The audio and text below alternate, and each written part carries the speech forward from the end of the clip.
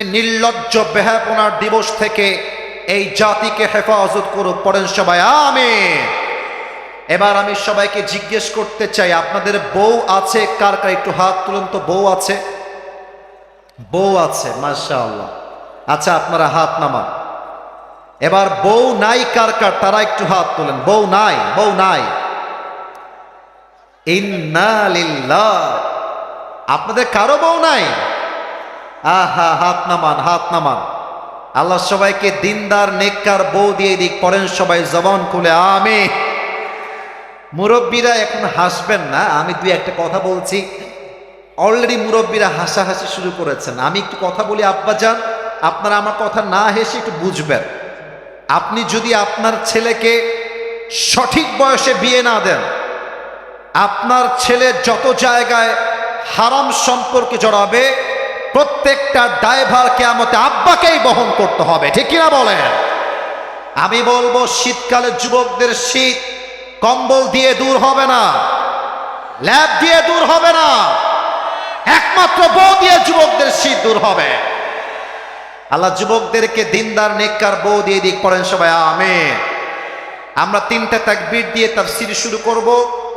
প্রথম তাকবীর দিবেন আমার প্রিয় বিবাহিত আব্বা জান এবং যুবক ভাই। বিবাহিত ভাইরা একটা কাশি দেন। দেখা যাক কারা জিতে আজকে তাকবীর দিয়ে। বিবাহিত ভাইরা আপনাদেরকে জোরে তাকবীর দিতে হবে। সবাই একটা তাকবীর দেন। বিবাহিত ভাই, সিঙ্গেল না, চুপ থাকবেন আপনারা। বিবাহিত ভাইরা যারা আছেন, নারায়ে তাকবীর। মাশাআল্লাহ, মোটামুটি চলে, খারাপ না। এবার দিবেন আমার প্রিয় সিঙ্গেল ভাইরা। সবাই একটা কাশি দাও, সিঙ্গেল যারা এসেছো। দেখা যাক কারা জিতে। আমি কোনো নাম্বার দিব না, আমার এখানে মাহফিলে অনেক মান্যগণ্য ব্যক্তিরা আছেন, তারাই নাম্বার দিবে। সিঙ্গেল ভাইরা তাকবীর দিবেন, বিবাহিত ভাইরা চুপচাপ থাকবেন। সিঙ্গেল ভাইরা নারায়ে তাকবীর। বিবাহিত ভাইরা আমাকে মাফ করে দিবেন, খুবই সরি, আজকে সিঙ্গেলরাই জিতে গিয়েছে। এবার আমরা সবাই মিলে তাকবীর দিব এমন জোরে যে তাকবীরের ঠেলায় আসিফ হুজুর স্টেজ ভেঙে উল্টে নিচের দিকে পড়ে যাবে। দেখা যাক কত জোরে আপনারা তাকবীর দিতে পারেন। ওদিকে হাজার হাজার শত শত যুবক দাঁড়িয়ে আছে। সবাই একটা কাশি দেন। নারায়ে তাকবীর। আল কোরআনের আলো, আল হাদিসের আলো।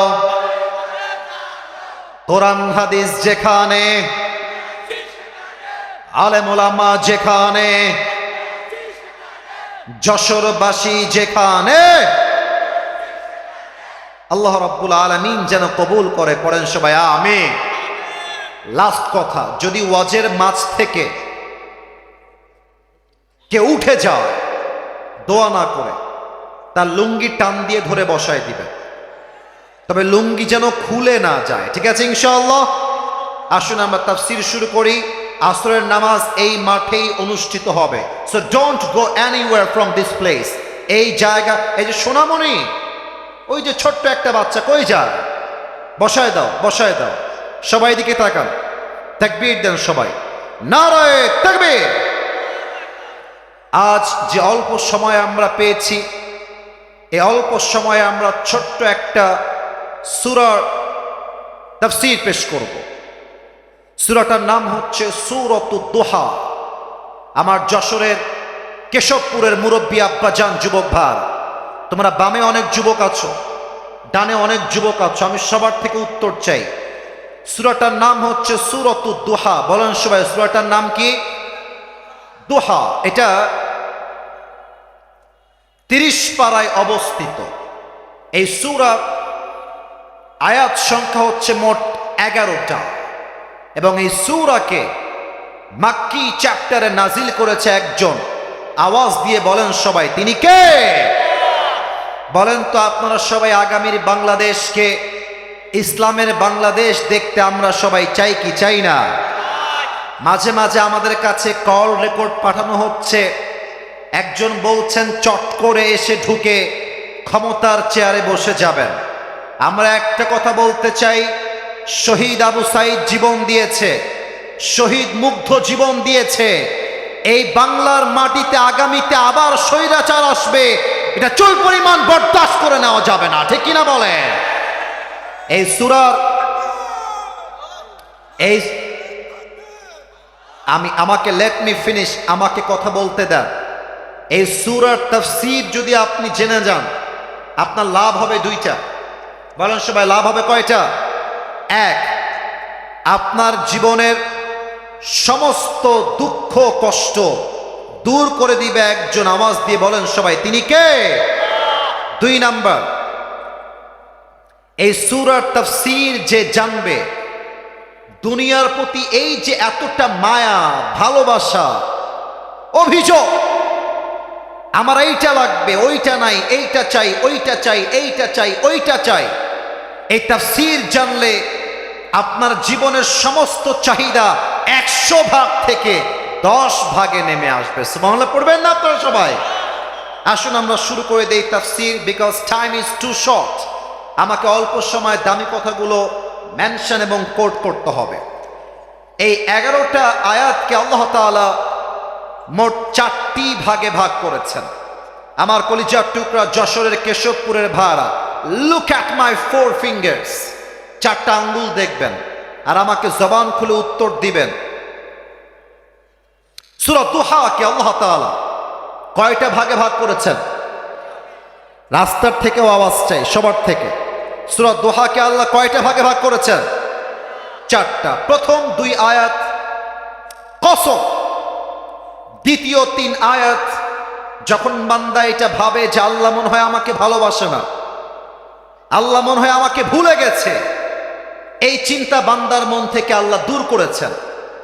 তৃতীয় 3টা আয়াতে আল্লাহ তাআলা বান্দার জীবন থেকে মাঝে মাঝে যে আমরা হতাশ হয়ে যাই, চাকরিতে বরকত নাই, ব্যবসায় বরকত নাই, পরীক্ষা দিলেই ফেল হয়ে যায়, মেয়ের কাছে বিয়ের প্রস্তাব দিলেই রিজেক্ট হয়ে যায়, আমার বিয়ে মনে হয় জীবনে হবে না, এই চিন্তা, এই দুঃখ, এই 3টা আয়াতে দূর করেছে একজন, তিনি কে? এবং সর্বশেষ 3টা আয়াত হচ্ছে এমন 3টা আয়াত যেখানে আল্লাহ রাব্বুল আলামিন আমাদের সবাইকে 3টা আমল শিখিয়েছেন। এই 3টা আমল যেই বান্দা করবে, এইটা জাস্ট দুনিয়াতেই থাকবে না, মারা যাওয়ার পরে এই আমলগুলো তার কবরের সাথী হয়ে যাবে। সুবহানাল্লাহ পড়েন সবাই। আসুন আমরা শুরু করছি। আল্লাহ রাব্বুল আলামিন বলছেন, বান্দা শোনো শোনো, ওয়াদ-দুহা ওয়াল-লাইলি ইযা সাজা। আল্লাহ রাব্বুল আলামিন বলছেন দিনের শপথ আর রাতের শপথ। রাত যখন হয় নিঝুম আর নিস্তব্ধ। আসুন আমরা তাফসীরে ঢুকে যাই। আজকে কি বার ভাইরা? গতকাল কি ছিল? আব্বাজান, ও আব্বাজান, আমার সঙ্গে কথা কতি হবে আব্বাজান, আমি আপনাকে সন্তান, আমার সাথে কথা না করলে আমি কথা বলবো কেমবেলা ভাই? কথা কতি হবে আমার সাথে। আজকে কি বার? গতকাল কি বার ছিল? সোমবার। দুহা মানে হলো আলোর শপথ। আল্লাহ মেসেজ দিচ্ছেন, বান্দা মঙ্গলবারে যা হয়ে গেছে হয়ে গেছে, আগামীকাল বুধবার আসবে, যখন বুধবারের সূর্য উঠবে, নতুন সকাল শুরু হবে, তোকে এই চিন্তা করতে হবে মঙ্গলবারে যে অন্যায় হয়ে গেছে হয়ে গেছে, মঙ্গলবারে যেই গুনাহ হয়ে গেছে হয়ে গেছে, বাট বুধবার হবে আমার জীবনের সেরা একটা দিন। এই দিনটা আমি এমন আমল করব যে আমলের বিনিময়ে আমার জান্নাতের ফয়সালা করবে একজন, তিনি কে? এই মেসেজটা হচ্ছে অতীতকে ভুলে যাও, নতুন জীবন শুরু করো। একটা প্রশ্ন করব সবাইকে, মুরব্বীরাও পারবেন, যুবকরা তো পারবেন ইনশাআল্লাহ। পাকিস্তান নাম তো শুনেছেন সবাই? পাকিস্তানের নাম শুনছেন না আপনারা সবাই? আচ্ছা, একজন ক্রিকেটার যিনি আগে পাকিস্তানের একজন টপ ফেমাস ক্রিকেটার ছিলেন, পরে তিনি পাকিস্তানের একজন প্রধানমন্ত্রী হয়েছেন, কি নাম বলতে পারবেন? ইমরান খান, মাশাআল্লাহ। সেই দিন সূরা দুহা নিয়ে রিসার্চ করতে গিয়ে ইমরান খানের একটা বক্তব্য আমার সামনে আসলো, যে বক্তব্য তিনি সংসদে দাঁড়িয়ে হাজার লাখো মানুষের সামনে দাঁড়িয়ে মারাত্মক একটা কথা তিনি বলেছেন, ওইটা আমি লিখে রেখেছিলাম। আজকে আমি সবাইকে বলছি। আমার জীবনটা হয়তো বা আগে 60 ভাগ সুন্দর ছিল, বাট এই কথা এবং এই আয়াত আমি আপনাকে বলছি আব্বাজান, আমি বলছি যুবক ভাইদেরকে, যুবক ভাইয়েরা, এই একটা শব্দের আয়াত আমার জীবন এখন আমি বলতে পারবো আমল করার জন্য 100-তে 100 ভাগ সুন্দর হয়ে গিয়েছে। সুবহানাল্লাহ পড়বেন না আপনারা? ইমরান খান বললেন উর্দু ভাষায়, আমি উর্দু কোট করছি, এরপরে বাংলা তর্জমা করে দেব। উনি বললেন, अगर जिंदगी को समझना चाहते हो तो पीछे देखो, और अगर जिंदगी को जीना चाहते हो तो आगे देखो। যদি তোমার জীবনে তুমি কি ভুল করেছো বুঝতে চাও, অতীত দেখো যে আমি আমার অতীতে কি ভুল করেছি, শিক্ষা নাও। আর তুমি যদি তোমার জীবনকে এনজয় করতে চাও, অতীত দিয়ে নয়, তোমাকে তোমার সামনের দিকে আগাতে হবে। যেই মানুষ অতীত নিয়ে পড়ে থাকে, অতীতে এই ছিলাম, অতীতে গুনাহগার ছিলাম, অতীতে অমুক মেয়ে আমাকে ছ্যাঁকা দিয়ে ব্যাকা করে ফেলেছিল, এই চিন্তা করে যে পড়ে থাকে তার জীবনে উন্নতি আসে না, বরং যে সামনের দিকে এগিয়ে যায় তার জীবনটা সফলতার চূড়ান্ত পর্যায়ে পৌঁছে যায়। ঠিক কিনা বলেন? আল্লাহ বলছে নতুন দিনের কসম, নতুন প্রভাতের কসম। এই হচ্ছে প্রথম দুইটা আয়াত, রাতের শপথ আর দিনের শপথ। এবার আসুন আমরা 2 নাম্বার ভাগে চলে যাই। আল্লাহ রাব্বুল আলামিন বলছেন, বান্দা শোনো শোনো, মা ওয়াদ্দাআকা রাব্বুকা ওয়া মা ক্বালা। ও আমার বান্দা, দুনিয়ার সবাই তোমার হাত ছাড়তে পারে, তোমার বাপ, তোমার বন্ধু, তোমার বউ তোমার হাত ছাড়তে পারে, তোমার হাত আজীবন ছাড়বে না। এক সত্তা, আওয়াজ দিয়ে বলেন সবাই, তিনি কে? আল্লাহ। আমাকে তো আপনারা ফেসবুকে আগে দেখেছেন কেউ কেউ নাকি? আমাকে চেনেন তো আপনারা সবাই নাকি? আচ্ছা, আমার ওয়াজের বয়স হচ্ছে মাত্র, ইট হ্যাজ বিন 4 ইয়ার্স, 4 বছর। আমি যখন প্রথম বছর ওয়াজের লাইনে আসছি, আমার ফোনের যে কলগুলো আসতো ওগুলো আমি নিজেই রিসিভ করতাম, নিজের কল নিজে মেইনটেইন করতাম। মুরব্বীরা শুনলে এটা মুরব্বীদের কলিজায় গিয়ে আঘাত করবে, কারণ মুরব্বীরা অনেক সময় অনেক কষ্টে এবং চিন্তায় ভোগে। এই ঘটনা আমার জীবন থেকে নেওয়া, জাস্ট আয়াতের ব্যাখ্যা বোঝাবার জন্য বলছি। আমার কাছে হঠাৎ একদিন একটা কল আসলো। আমি আসরের নামাজের পরে হয়তোবা বাসায় বসে নর্মালি হয়তোবা আমি বসে বসে মানে ইউটিউবিং করছি, মানে ভিডিও দেখছি। কল আসলো, আমি নিজে কল রিসিভ করলাম। আসসালামু আলাইকুম, কে বলছেন? সালাম দেওয়ার পরে আমাকে উত্তর দিল। কে বলছেন, কই থেকে বলছেন, আমি জিজ্ঞেস করছি। কিন্তু আমি দেখছি আমার ফোনের অপোজিট সাইডের যে কলটা যিনি দিয়েছেন উনি একজন মেয়ে বা মহিলা, চিৎকার দিয়ে কান্না করছে, একজন মা, একজন খালা। তো আমি বললাম, আম্মা জান, আপনি আপনি আপনি কাঁদছেন কেন আম্মা জান? আপনি আমাকে বলেন যে কি হয়েছে। আপনি না বললে আমি আপনাকে সলিউশন দিব কেমনে? আমি তো ভাই নতুন মানুষ, একজন মহিলা কল দিয়ে কান্না করছে, আমি নিজেও ভয় পেয়ে গেছি, টু বি অনেস্ট। আমার মনের মধ্যে একটা ভয় তৈরি হয়েছে। পরে আমার আম্মা জান বললেন যে, বাবা, আমি তোমাকে ইউটিউবে দেখছিলাম, তোমার নাম্বার আসলো, আমি তোমাকে কল দিলাম। আমি মূলত এই মুহূর্তে আইসিইউর রুমে অ্যাডমিট আছে, এখানে ফোন অ্যালাউ না, যদিও এখানে কথা বলা অ্যালাউ না, বাট আমি তোমার সঙ্গে কথা বলছি জাস্ট একটা বিষয় শেয়ার করার জন্য। বাবা, আমার ব্লাড ক্যান্সার হয়েছে, আর ক্যান্সারের জন্য ডাক্তার আমাকে বলে দিয়েছেন আপনি সর্বোচ্চ 7 দিন বাঁচবেন। 7 দিনের পরে আপনার জীবনটা হয়তোবা শেষ হয়ে যায়। এই কথা বলছে আর কান্না করছে, হাউমাউ করে করে কান্না করছে। তখন আমার এই আয়াতটা মনে পড়লো, মা ওয়াদ্দাআকা রাব্বুকা ওয়া মা ক্বালা। আমি বললাম, আম্মা জান, আপনি কান্না একটু বন্ধ করেন, আমি 2টা কথা বলি, একটু শোনেন।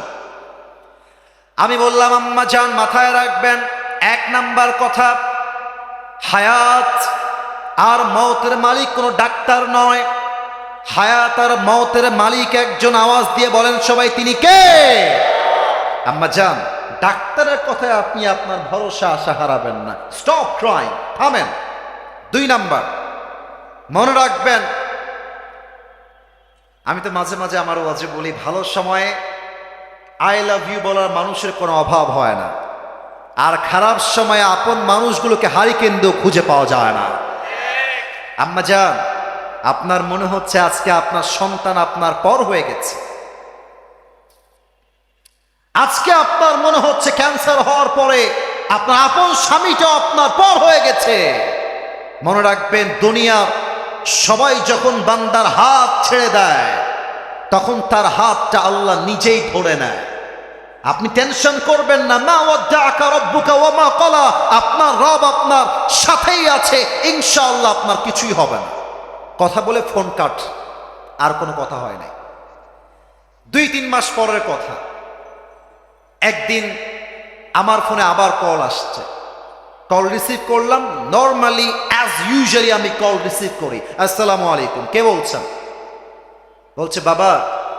ওয়ালাইকুম আসসালাম, তুমি কি আমাকে চিনতে পেরেছো? আমি বললাম, মা না, আমি তো আপনাকে চিনতে পারছি না, আপনি কে? পরিচয় দিল যে, বাবা, ওই যে তোমাকে আইসিইউ রুম থেকে কল দিয়েছিল একজন মা, ক্যান ইউ রিমেম্বার দ্যাট? মনে আছে তোমার? বলো, আম্মা জান, হ্যাঁ হ্যাঁ মনে আছে। আপনি কি সে বলছেন? বলছে, বাবা আমি সেই মা বলছি। শোনো, আমি শুধু বেঁচে নাই, আমার দেহর থেকে ক্যান্সার রোগটাই বিদায় নিয়ে চলে গেছে। আল্লাহু আকবার। এটা আমার জীবনের বাস্তবিক এক্সপিরিয়েন্স শেয়ার করলাম। তো যাদের আজকে ব্যবসা আটকে আছে, যাদের আজকে চাকরি হচ্ছে না, যেই মেয়েদের বিয়ের বয়স হওয়ার পরেও বিয়ে হচ্ছে না, যেই যুবকদের বিয়ে করার ইচ্ছা থাকা সত্ত্বেও বিয়ে হচ্ছে না, মাথায় রাখবা, তোমার বিপক্ষে সবাই থাকতে পারে, বাট তোমার পক্ষে এবং তোমার সঙ্গে আছে একজন। আওয়াজ দিয়ে বলেন সবাই, তিনি কে? এবার আল্লাহ বলছেন, বান্দা শোনো শোনো, ওয়ালাল আখিরাতু খায়রুল লাকা মিনাল উলা। আচ্ছা আপনারাই বলেন, এটা কি পরকাল না ইহকাল? কে বলতে পারে দেখি তো? এত সহজ উত্তর তাও দিচ্ছেন না আপনারা। আপনারা কি খাওয়া দাওয়া করেন নাই ভাই? আচ্ছা বলেন আমাকে, খাওয়া দাওয়া করেন না? অনেকে বুঝতে পারতেছি। আর একবার বলছি, এটা কি পরকাল না ইহকাল? এটা কি আখিরাতের জীবন চলছে না দুনিয়ার জীবন চলছে? এবার আমি যশোরের সাউন্ড পেয়েছি, এবার পেয়েছি। আমাকে জবাব, এই ছেলে, এই বসো। না না, তোমার 1 নাম্বার লাগবে, তুমি বসো এখানে। বেটা ফাঁকিবাজ, তোমার তো বউ না, তুমি যাও কোথায় মিয়া? বউ নাই, চুপচাপ এখানে বসে থাকবে। বউ থাকলে যাবেন বাসায়, সমস্যা না। সবাই তাকবীর দেন আমার সাথে, নারায়ে তাকবীর। আমাকে বলেন মুরব্বী আব্বা জান, যুবক ভাই, দুনিয়ার জীবনটা কি বেশি উত্তম না আখিরাতের জীবন বেশি উত্তম? এটাই আল্লাহ বলছেন, ওয়ালাল আখিরাতু খায়রুল লাকা মিনাল উলা। The life of hereafter is much more better than this worldly life. আল্লাহ তাআলা বলছেন, দুনিয়ার জীবনটা আসল উত্তম জীবন নয়, বরং দুনিয়ার জীবনের চাইতে আখিরাতের জীবনকে হাজার হাজার গুণ বেশি উত্তম বানিয়েছে একজন। তিনি কে? এবার আমি একটা ঘটনা বলবো হাদিস থেকে।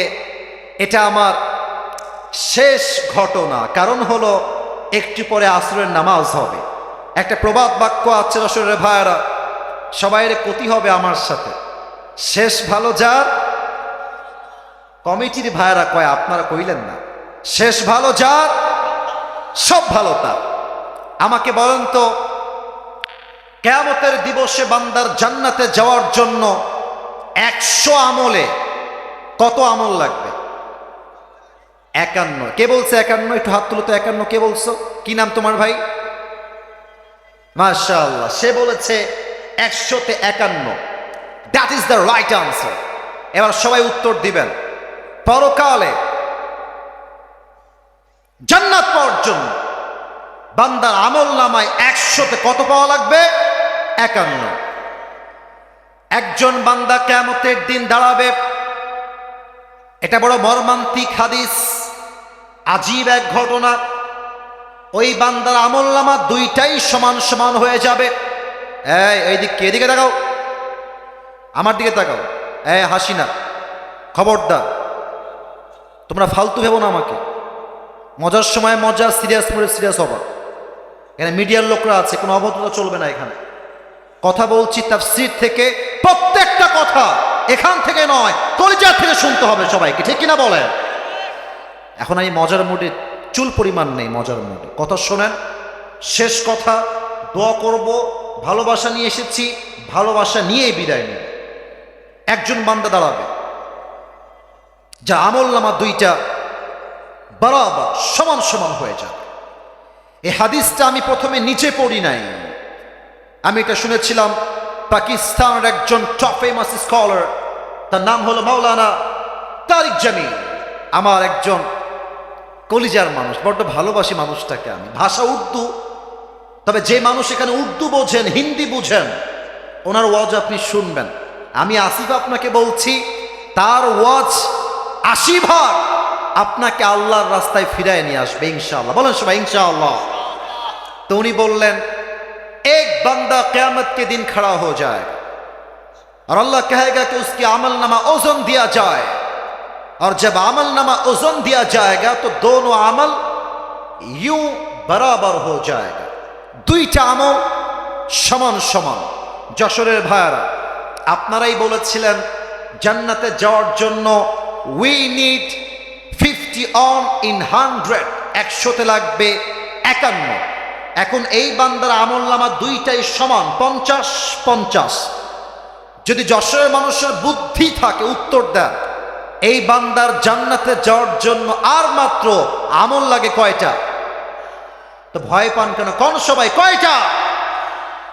ওই বান্দা বলবে, আমার কোনো টেনশন নাই, मुझे परेशानी की कोई बात नहीं है, मेरी बाप यहां पर है, मैं बाप से कहूंगा अब्बा मुझे बस एक अमल दो, मेरी बाप मुझे एक अमल देगा और मैं कन्फर्म जन्नती हो जाऊंगा। যুবক বলবে, আরে আমার কোনো টেনশন নাই। বাপকে বলবো, আব্বা তোমার ছেলে আমি একটা আমল দিলেই জান্নাতি, আমাকে একটা আমল দান করো। আব্বা দিবে, আমি জান্নাতি হয়ে যাব। বাবার কাছে যাও, अब्बा मैं तुम्हारी बेटा हूं, मुझे जन्नत में जाने के लिए बस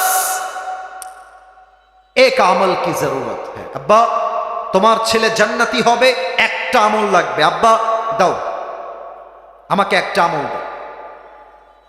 বাপ বলবে, कौन है तुम्हारी बाप, কে তোমার বাপ, বের হও। কিসের বাবা? मेरा तो बीवी नहीं था, लड़का कहां से आएगा, আমার তো বউ ছিল না দুনিয়ার বুকে, সন্তান আসবে কই থেকে? উখরুজ উখরুজ, বের হয়ে যাও। যুবকটা বলবে, আব্বা আমি তোমার ছেলে, একটা আমল আমাকে তুমি দিবা না আব্বা আজকে? আব্বা বলবে, বের হয়ে যাও। যুবকটা বের হয়ে আসবে, মায়ের কাছে আসবে, আম্মা তোমার ছেলের একটা আমল লাগবে, মা তুমি আমাকে অস্বীকার করো না, মা আমাকে একটা আমল দাও, मैं জান্নাতি हो जाऊंगा। মা তুমি আমাকে একটা আমল দিলে আমি তোমার সন্তান, জান্নাতি হয়ে যাব।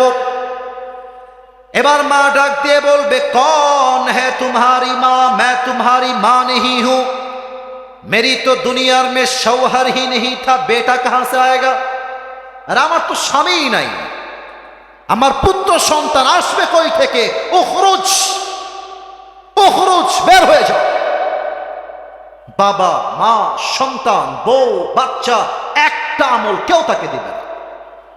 এবার আমাকে একটু দেখবেন সবাই, আমাকে দেখার জন্য বলছি না, হাদিসটা প্র্যাকটিক্যালি বোঝাবো, তাই সবাইকে বললাম যার ওদিকে তাকিয়ে আছেন আমার দিকে, look at my body, look at my face, সবাই আমার দিকে কনসেন্ট্রেট করো। ওই যুবকটা কিয়ামতের দিনে একটা আমলের জন্য অস্থির হয়ে যাবে, পাগল হয়ে যাবে। ডান হাঁটু বাম হাঁটু এই দুইটা এই বুক বরাবর নিয়ে আসবে, বাচ্চাদের জাস্ট লাইক এ বেবি, ছোট্ট শিশুর মতো দুই হাত এমনে দিবে, এইভাবে দিয়ে মাথা নিচু করে দুই চোখের পানি ছেড়ে কান্না করবে, জাস্ট ফর অন দিস, একটা আমলের জন্য। মাওলানা তারিক জামিল বললেন, একজন যুবক তার কাছে আসবে, এসে বলবে, আরে ভাই तुम इतनी परेशान क्यों हो, तुम क्यों रो रहे हो, तुम्हें क्या चाहिए मुझे बताओ, मैं तुम्हारी मदद कर भी सकता हूं। এই ভাই কাঁদছো কেন, কি লাগবে আমাকে বলো, আমি হয়তো তোমার সহযোগিতার জন্য হাত বাড়াতে পারি। যুবক চোখ তুলবে, আমাকে দেখেন সবাই, চোখ তুলবে। এই ভাই কে গো আপনি? আরে জানতো মিয়া, বাপ চিনছে না, মা চিনছে না, বউ চিনছে না, আমার রক্তের ছেলে আমাকে চিনছে না, আপনি কোথাকার কে, আপনি বের হয়ে যান, আপনি আমার কোনো হেল্প করতে পারবেন না। যুবক বলে, ভাই বলেন না কি লাগবে আপনার, আপনি আমাকে বলেন না।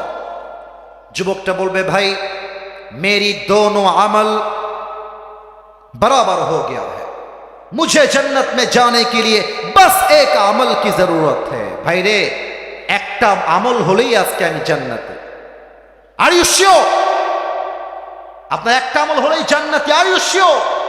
বলবে, yes I am damn sure, একটা আমল হলেই আমি জান্নাতে। ওই যুবকটা বলবে, ভাই নো টেনশন, ওই একটা আমল আজকে আমি আপনার ভাই আপনাকে দান করব। সুবহানাল্লাহ পড়বেন না আপনারা সবাই মিলে একবার? না, এটা যশোরের সুবহানাল্লাহ 0% হয় নাই, সবাই মিলে জোরে সোরে কোন সুবহানাল্লাহ। আয় হায়, ওই যুবক বলে, ভাই আপনি সত্যি আমাকে একটা আমল দিবেন? সত্যি? আরে ভাই দিব, আপনি দিবেন কিনা তাই কম। তো বলবে, দেন দেন দেন, একটা আমল আমার খুব লাগবে। একটা আমল নিয়ে সোজা আল্লাহর কাছে দৌড় দিবে, আল্লাহ ये देखो मुझे एक अमल मिल गया है, मुझे अभी के अभी जन्नत में दाखिल करा दो। अल्लाह এই দেখো একটা আমল পেয়ে গেছি, আল্লাহ আমাকে জান্নাত দাও। সময় কম, হাদিস লম্বা, শর্টকাটে বলছি। আল্লাহ বলবে, এই বান্দা তোর একটা আমল তো কে দিয়েছে রে বান্দা? তোর বাপ দেয়নি, মা দেয়নি, বউ দেয়নি, বাচ্চা দেয়নি, সন্তান দেয়নি, নো ওয়ান হ্যাজ গিভেন, কেউ দেয় না, দিল কে তোকে একটা আমল? ওই যুবক ডাক দিয়ে বলবে, হাদা আখি, আল্লাহ এই যে আমার ভাই, আমার এই ভাই আমাকে একটা আমল দান করেছে। আল্লাহ বলবে, এই বান্দা doesn't make any sense, तेरा दिमाग तो ठीक है, ए তোর মাথা ঠিক আছে রে বান্দা? বাপ দেয় না, বউ দেয় না, বাচ্চা দেয় না, তুই কে একটা আমল দেনেওয়ালা? কে তুই, কেন দিয়েছিস? এবার ওই যুবক ডাক দিয়ে বলবে, আল্লাহ মেরে পাস সির্ফ এক হি আমল হ্যায়, ও আল্লাহ আমার কাছে আমল আছেই মাত্র একটা। তা আমি ভাবলাম একটা আমল দিয়ে আমি কি করব, আমি তো এমনিতেও জাহান্নামী, অমনিতেও জাহান্নামী, ও থাকলেও কি ও না থাকলেও কি, আমি তো জাহান্নামেই যাব। তা আমি ভাবলাম আমার একটা আমল যদি আমার ভাইকে আমি দান করে দেই, আর আমার ভাই যদি একটা আমল পেয়ে জান্নাতি হয়ে যায়, আমার সমস্যা কোথায়? আমি দয়া করে মায়া করে একটা আমল আমি আমার ভাইকে দান করে দিয়েছি। সুবহানাল্লাহ। আল্লাহ বলবে, ও আচ্ছা আচ্ছা, तुम मुझसे भी बड़ा मेहरबान बनना चाहते हो। এই বান্দা তুই কি আমার চাইতে বেশি দয়াময় হবি নাকি রে? না, নো, আনা রহমান, আনা রহিম, I am the most merciful, I am the most gracious, I am the most kindful Lord, मुझसे बड़ा मेहरबान और कोई भी नहीं हो सकता। আমি হলাম সবচেয়ে দয়াময় প্রভু। এই বান্দা তোর তো আজকে একটা আমল পেয়ে তোর আমলটা 51 হয়ে গিয়েছে, যা तू जन्नत में चले जा, लेकिन तू अकेले जन्नत में मत जाना, जिस भाई ने तुझे एक अमल दिया है तू भी जन्नत में जा, अपनी भाई को साथ लेकर दोनों जन्नत में चले जा। सुभान अल्लाह। আল্লাহ বলবে, এই বান্দা তোর দয়া কি আমার চাইতে বেশি নাকি রে? না, আমার দয়া পাহাড় সমপরিমাণ, আমার দয়া আকাশ সমপরিমাণ। তুই যদি আমার বান্দার জন্য একটা আমল দান করতে পারিস, তা আমি আল্লাহ তোর জন্য জান্নাতের ফয়সালা করতে পারবো না কেন? কোন সবাই সুবহানাল্লাহ। এটাই আল্লাহ বলছেন, ওয়ালাল আখিরাতু খায়রুল লাকা মিনাল উলা। এই দুনিয়া ইনসাফের জায়গা নয়, এই দুনিয়া জাস্টিসের জায়গা নয়।